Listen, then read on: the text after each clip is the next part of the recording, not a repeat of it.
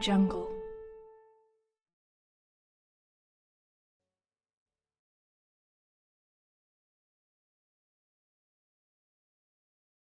So, how's it going, guys? I just wanted to, I know who you guys are a little bit, just through social media and your impact there on Instagram and Facebook. And I wanted you guys to go ahead and let people know who don't know already, who you guys are and let them know a little bit about what One Flesh Radio is as well.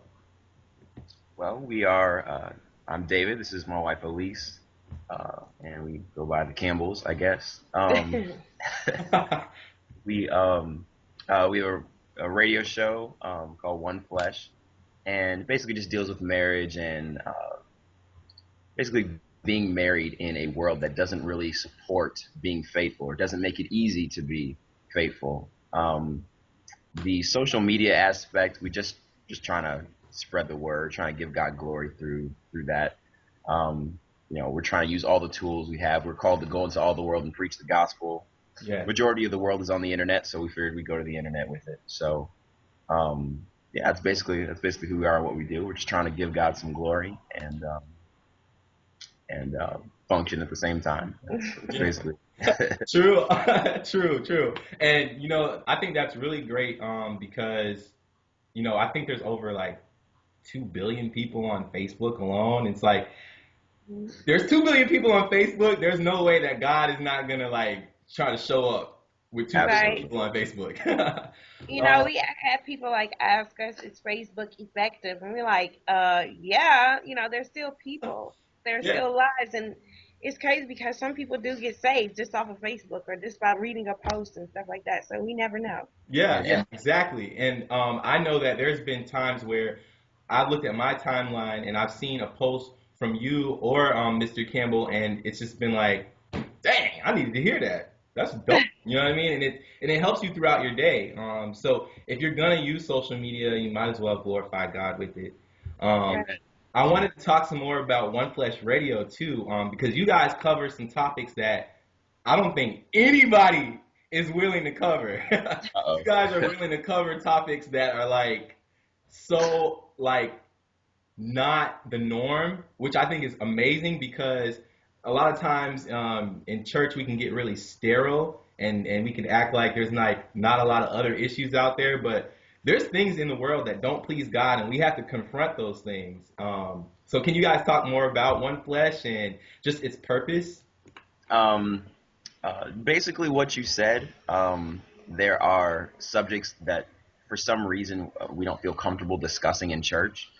Um, but there are subjects that everyone's thinking about, everyone's watching, everyone's listening to, and Yeah. when we get to church, we just like to cover Jesus, the Bible, my financial issues, and whatever else. And so I think there's a whole genre of topics that no one wants to say anything about, but everyone's thinking about it. Hmm. And so we just try to take what you're already thinking, and a lot of it is based off of, again, social media. We see what everyone's talking about, um, Their reactions. their reactions to it, Hmm. and so we're like, okay, well, this is on people's minds, so we're gonna look at the Bible and see what it has to say about it, and we're gonna address the issue. How should we feel about this kind of stuff? Yeah. And Yeah. so I think, and I know my wife feels the same way, that there's enough sugarcoating, there's enough nice, friendly, and there's nothing wrong with that. Yes, God is love, God is merciful. That's Yeah. that's great, but from what we've seen, we feel like the general populace has heard that already, and so we're just trying to fill in the blank. We're just trying to sort of fill the void of topics that people don't want to address, but once again, they were already thinking that. So it's like you were thinking it, so we had to kind of say Well, we something just about said it. it, what you were Just we thinking. just Yeah. repeated it. Don't Yeah. get too mad at us. Um, but Absolutely. and it's not addressing topics just for the sake of being controversial. We're not trying to get attention out of it. Yeah. It's just stuff that needs to be addressed Hmm. because if we're supposed to be the church and the church on Sunday is not addressing these issues, you're going to get your perspective from the world. You're going to get some subjects aren't for everybody, you know. Yeah. Some subjects aren't for all ages. Yeah. And so there are things that you may need to say to the adults or the older people that 6 and 7-year-olds don't necessarily need to hear about right now. But now, since they're doing grown folks' business at 6 and 7, it's like you have to. And there's the other side of it as well. But I know a lot of pastors that censor themselves based on, I know your parents don't want you to hear this from me, kind of thing. And so One Flesh gives us the opportunity to say what we need to say, and pretty much people are starting to realize what to expect, so they don't have their little kids next to the radio. But at the same time, it's subject that needs to be addressed. There are issues that adults never thought that they would face in their lifetime, and middle schoolers and kindergartners are facing those issues now. So so it's all over the place now. Yeah, but we pretty much talk on every subject though. Yeah. I know we're young and we're married and the joys of that, but it's like so much stuff going on. We didn't want to make it just about us. We want to make it about Christians in general and people coming to Christ and forget about us. Focus on Christ. So. Yes. And it's funny too because when we started, we actually just wanted to talk about being married. That was the original idea. We're like, all right, we're just gonna talk about being married and whatever. Yeah. And so we did the first show about that, and that was fine. And then we're like, oh, we're not doing it anymore. And then we just started sort of watching the news and looking at all the other issues that are going on with people. And it's like, okay, there's a little bit more to life than just relationships. Yeah. And so we're like, all right, well, I know it's called One Flesh, but we're going to have to be one flesh and focus on some other stuff as well. And so we try to incorporate the married aspect into each show, but there's a lot of stuff to cover besides that. So we're just trying to get it all out there. Yeah. All angles. Yeah. Yeah. And the next thing I wanted to ask you is now, Dave, on Instagram, you're doing something that's really different. A lot of people don't write on their photos on Instagram. What's up with that? How did that start? It's kind of viral now. Did that start? That started. I want to know. Wow. Where did I start doing that? Oh, you know what? It started with the pad and the paper back in Kentucky. Okay. I saw those things where people, make signs and they hold it up to the camera or whatever. And so, I don't know. I guess I looked at, Instagram and I looked at, Facebook, and people were always like, a picture is worth 1,000 words. And I was like, well, what is a picture with words on it worth? And so it was just me being goofy at first, because when I first started them, they were all jokes. Okay.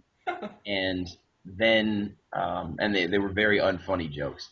And then I thought, I could use this. I could use this for Christ. I could actually say something. So what I did was I did a photo of me holding up a blank piece of paper, and then each day I would sort of superimpose something on that piece of paper, something I would say in a status or whatnot, and I started putting them out there, and so it grabbed some people's attention, and so I was like, okay, well, it's something different. If you weren't going to pay attention to what I was saying before, this is a little way to sort of go, hey, imagery. Look at this. A lot of people pay attention to imagery, and from there, it just got out of hand. I'm like, what are you falling over a rail?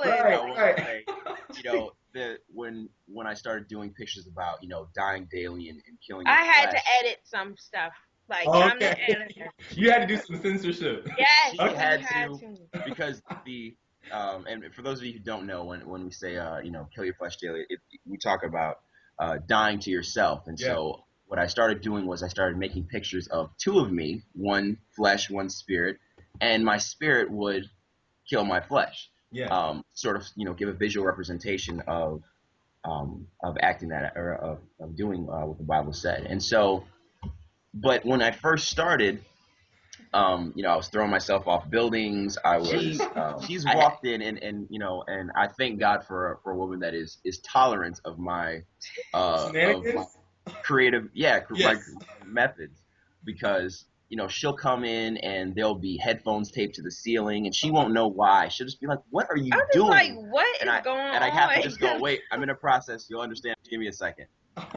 And so, but yeah, the original ones, I was, shooting myself in the face.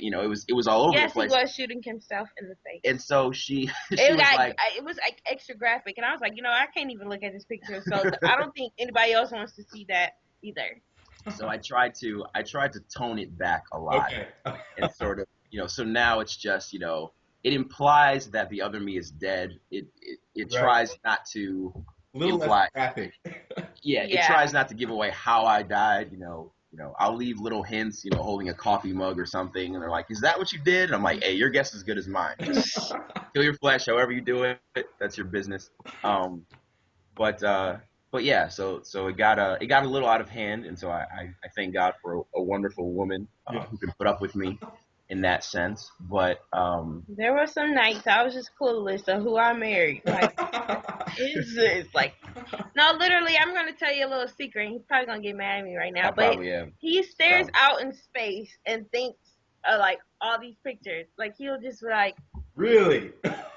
Oh my God. Thank you. And then that's confirmation. Then he goes and does a picture. One flesh. It's all right. It's all right though. That's how he gets paid. That is whatever. Anyway, you can edit that out of the video. But no, I guess I am just trying to give a visual representation of what you're supposed to be doing. I'm a very visual person. I love movies. I love pictures, and stuff hits me. Even the story of Jesus hit me a lot harder when I watched, say, Passion of the Christ. Yeah. And so I'm just trying to help out the people that maybe are like me and maybe need a visual representation of what we're supposed to be doing as Christians. Yeah. So I get to use my imagination a little bit. I get to apparently stare out in space, but I'm it's all for the glory of God. It's all to give him honor, and hopefully it grabs people's attention, and it's all for the kingdom. I asked you guys because you guys aren't just active on social media, but you're really active in your community. And I know, like, the city of Detroit is a great place, to really shine forth Jesus. And so can you guys talk to me about some of the things that you guys are doing in your community? I know you guys speak sometimes at different events. Can you guys talk about that? Well, right now we work with a church called Mount Calvary Missionary Baptist Church. We work with the youth there. So we're doing some of their events, and I direct the choir, and he plays the piano for them. But we go to Strictly Biblical Bible Teaching Ministries, which is on the west side of Detroit. But we kind of put our hands in pretty much everything, because we just want to be so busy for God. But I spoke at the the lock-ins and everything of that sort. Youth lock-ins. Youth lock-ins, and he spoke last Sunday at their youth service. As far as community service, we pretty much do witnessing on foot, or let's say ministry on foot. We're doing that today too. Awesome. We're actually going downtown again, and we're going to be witnessing, passing out Jesus tracts. We have signs and just everything. We basically do it at nighttime because that's when more people come out. They're going to the club, they're going to the bar, right, going out to eat. We're trying to get them before they go to the club, because after it's kind of a wrap. Yeah. After everyone's drunk, they're like, I love the abortion clinics and everything of that sort. We encounter a ton of different people. Let's just say we do a lot of persecution all the time. Yeah. And, it's expected to happen because Jesus got it too. So, other than that, we even sat down with the homeless man and ate with him. It's just little stuff like that. Yeah. And that's the point of Come Alive Daily, is to show people that people are doing this and you can do it too. And that it's really about, being that light that God has called us to be, and shining forth the gospel, spreading the truth, because there's a lot of non-truth in this world, especially through media. Absolutely. And the next thing I wanted to ask you guys is, have you guys ever experienced any setbacks that that were discouraging? I know you talked about persecution, and how'd you overcome those moments? Setbacks. Which one are you talking about? like I think we have like a scroll in here of setbacks. Yeah. That's the reason why we're here in Detroit, actually. Wow. There have been a lot of financial setbacks, and yeah, it's been really tough. Yeah. But at the same time, we're very grateful for them because they end up bringing you closer to God. You know, there's nothing like trusting Him when you have no other choice. You know, when you don't see a way out of a situation and you have nowhere to turn but God, and God brings you through. That's awesome. Yeah. You know, and so we've been at that point quite a few times, especially financially, where we've had to throw our hands up and just go, this clearly is your show. Yeah. Because I have nothing I have nothing to contribute. Yeah. We moved to Louisville, Kentucky. How long ago was it? Last April. Moved to Louisville, Kentucky last April. I was working for Ford Motor Company, and so I got transferred down there. And so then that's when times were good. Times were like, yes, all right, you know, got the good job, got the apartments, got the, you know, lived in a nice area, got a car, and so it was good. And that was when our social media interaction was very low. We didn't really do too much on there, and we were very focused on just working and trying to get out of being married, because we just got married. Yeah, we just got married. Yeah. Trying to get out of all of our premarital debt, and so we were focusing on that, and that was fine. And then I was supposed to get hired for a new position at Ford, and I guess there are legal ramifications to it, but we got into a financial dispute with Ford Motor Company, and because of that, I got suspended indefinitely. And so I was like, all right, cool, we got a little savings, it'll be okay. And so we sort of felt like, okay, well, I do trust God, but I know I got these savings over here. Yeah. Well, when the savings ran out, we went, okay, I trust God, but we got some family that can help us out. Yeah. And then when they didn't have any more money, we were like, okay, I just trust God. And that's sort of the place we had to come to, where, He was sort of our last resort. It should have been our first, the first person we ran to. But we learned that lesson, the hard way. And so we ended up moving back here to Michigan, and I got a new job, and it's not quite Ford money, but it's paying the bills. Yeah. And but through those hardships, you sort of see where you stand in terms of actually trusting God, and when you think back to all the other things that God has brought you through, and for anyone watching this, if you've ever been through anything before and you remember how God has brought you through, you'll realize you don't have to panic about what you're going through right now. And I always go back to say the children of Israel, who kept panicking every time, something bad happened, and they're sitting in the desert and going, I'm hungry, what are we going to do? And they forgot that the God that they're asking, or the God that they're praying to, parted an ocean and let them walk through it. And I'm just like, duh. But, I had to look at myself and go, I'm the exact same way. And so an opportunity to remember how awesome He's already been to us. Aspect, if you can call them setbacks, has been friend loss. And I know people look at our social media sites and they're like, oh, they got a lot of friends. There's a big difference between friends on Facebook and the like. And so a lot of folks that we grew up with, a lot of folks that that we were close with, as soon as we started talking about Jesus on a regular basis, they said, that's too controversial. That's too much. I can't deal with that all day. Oh, they're weird. We're not gonna associate. Yeah. I've been there. I could imagine. Of a lot of people we grew up with, a lot of people I grew up with looked at me and were like, David's turned into a religious fanatic. I gotta go. And the same with Elise. Yeah.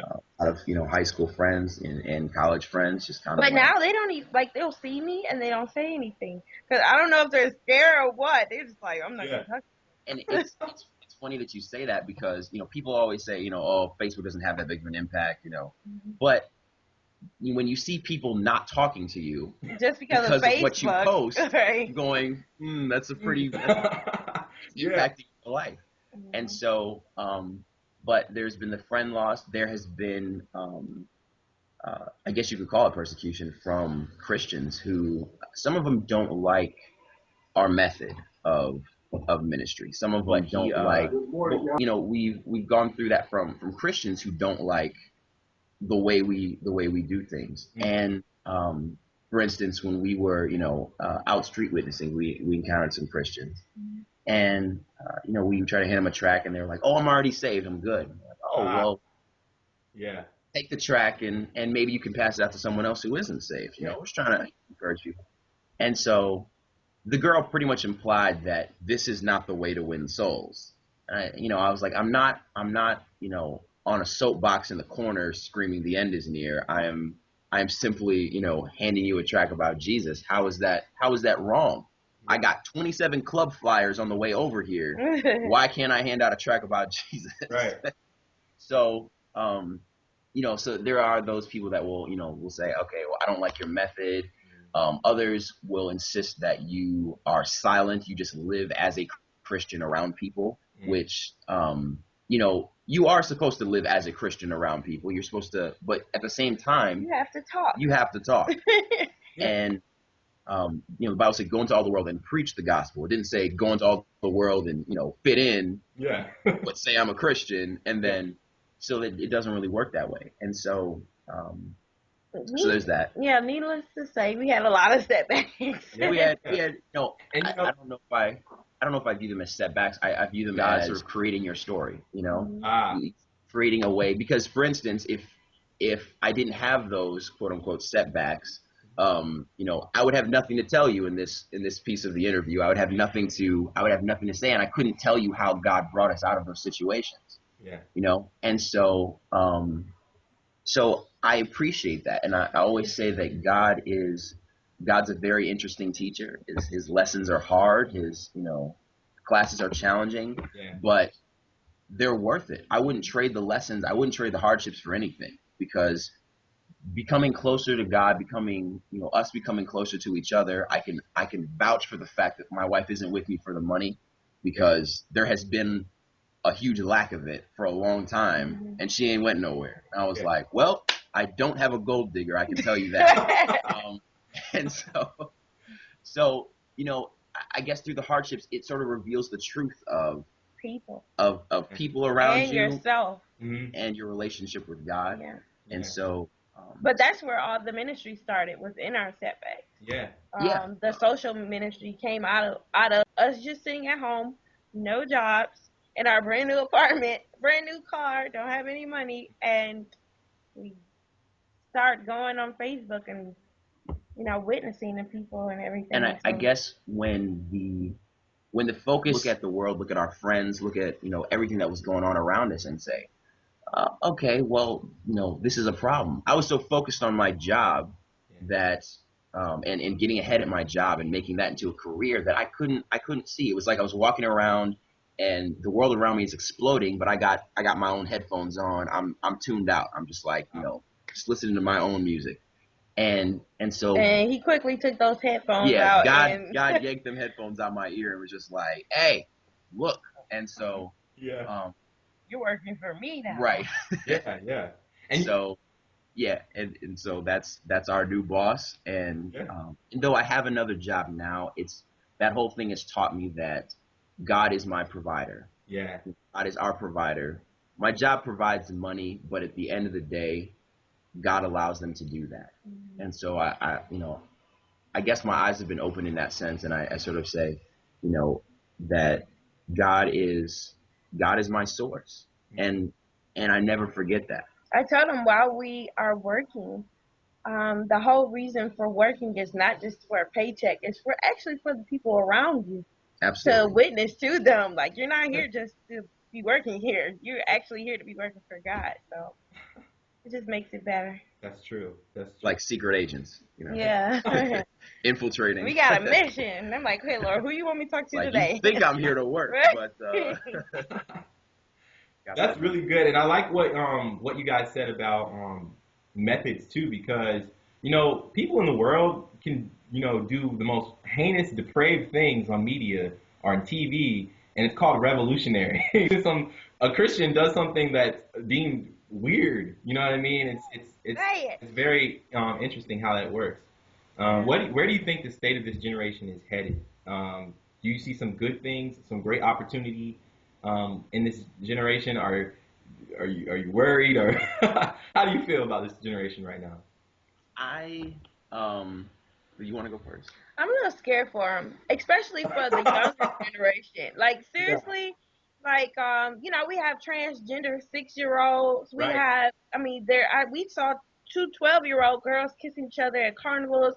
And yet their parents are married to each other, like of the same sex. And I got two mommies, and it's just a lot going on. And it's okay to have abortion, and it's just so much. It really is so much.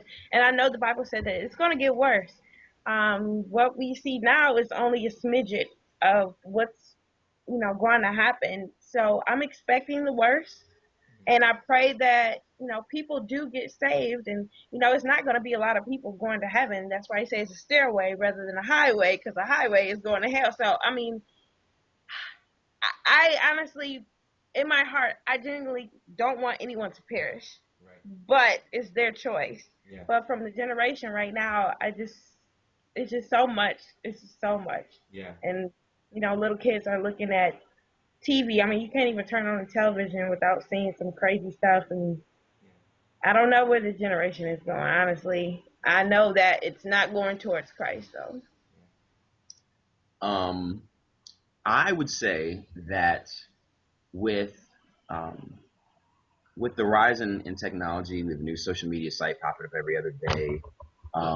You have a new, I guess the ways of getting your opinion out have increased significantly. Social media has given this generation an aspect or a method by which to express pretty much whatever they want, uncensored, uninterrupted, and they can pretty much say whatever. And so I guess I just want to encourage Christians to do the same thing for Christ. And if you look at the wrong Facebook page, you'll see some heinous stuff, and you won't be able to believe what it is. You're just like, my goodness, people think like this. And I guess I would just encourage this generation to stand up for what they believe in. I would encourage this generation of all of them to not be the ones that fit in, to be the ones that that stand up for Christ. And I believe there's no way that you as a Christian are reading your Bible every day and are okay with what's going on outside. It doesn't match up. That doesn't make sense. And so if there's something wrong, and I don't really want to quote Gandhi, but be the change you want to see. Be that other party. Be who you want the rest of the world to be. And I just think that this generation could be more vocal about their stand for Christ. I think that there's a lot of silent Christians. Yeah. There's a lot of Christians that are more concerned with what the world thinks of them versus where the world's going when they die.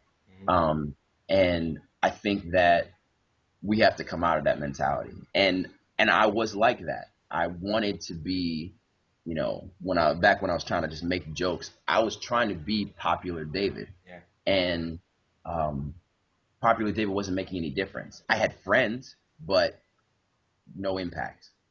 They just liked me. And at the end of the day, I kind of looked at it and said, okay, well, when they stand before God, them liking me is not going to get them into heaven anyway.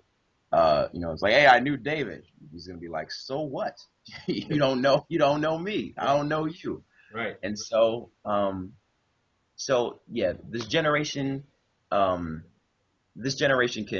go either way. I think that the generation of Christians, if we all stood up, that'd be great. It would be amazing. Yes. It would be purely amazing. And once again, social media has allowed us to have that stand. Even if you and I guess we can say this. Our entire movement on social media has been with we didn't spend any money on that movement. We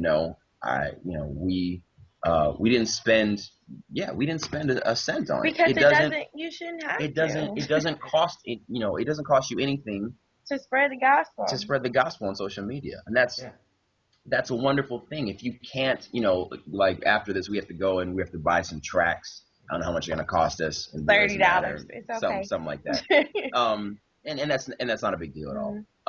But you cost some tracks. Cost you some gas money to get out there. But to simply type on a status that you love Jesus, or to simply, come against something that is wrong in our society, that doesn't cost you anything. You're right. It can cost you friends. It can cost you popularity. But see, that's why they don't do it.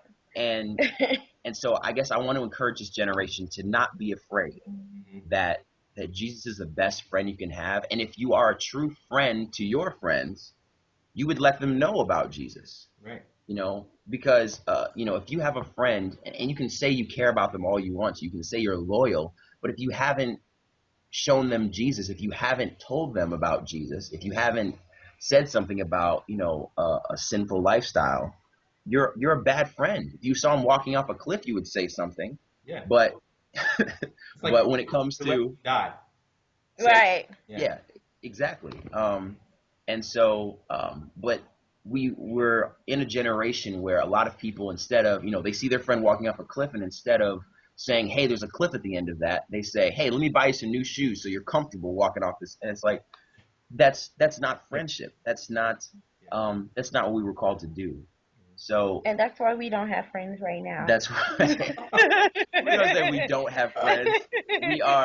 We are low on friends. Yes, we put it that way. It happens, But once again, being friends with Jesus is much better. The most awesome friend you can have anyway. So, but on that note, I'm so pleased to see you guys just doing God's work and being true to it and honest to it. And I look forward to seeing what God is going to continue to do with both of you guys. And I know He's going to expand you. I'm really, really excited. I'm blessed to have you on ComeAliveDaily.com. I can't wait to share this interview with everybody. Thanks for having us. Thank you for having us, man. I really appreciate it. All right. Bye. See you later. All right. Have a good one, man.